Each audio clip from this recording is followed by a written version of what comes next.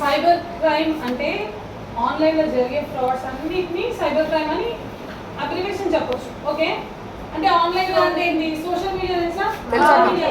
Social media apps చెప్పండి. Instagram,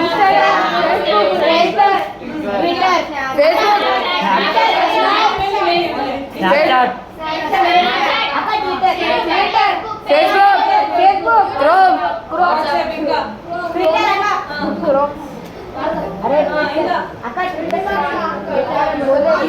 ఇవన్నీ social media. Okay, ఇవన్నీ సోషల్ మీడియా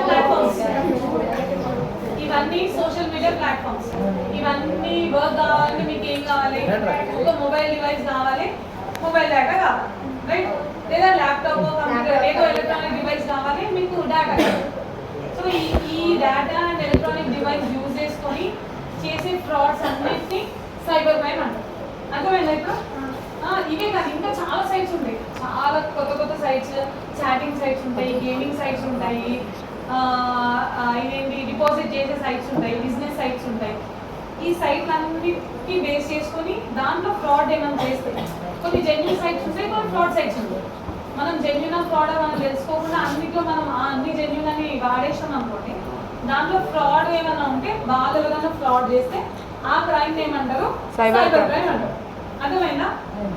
ఓకే, మీకు నార్మల్గా ఫోన్ మెసేజ్ వస్తాయి ఏమని, 50 lakhs లాటరీ వచ్చింది, యూ కెన్ సెండ్ ఓటీపీ కింద లింక్ క్లిక్ చేయండి, to know further details click the down link అని వస్తుంది, మెసేజ్ వస్తుంది, నార్మల్ మెసేజ్.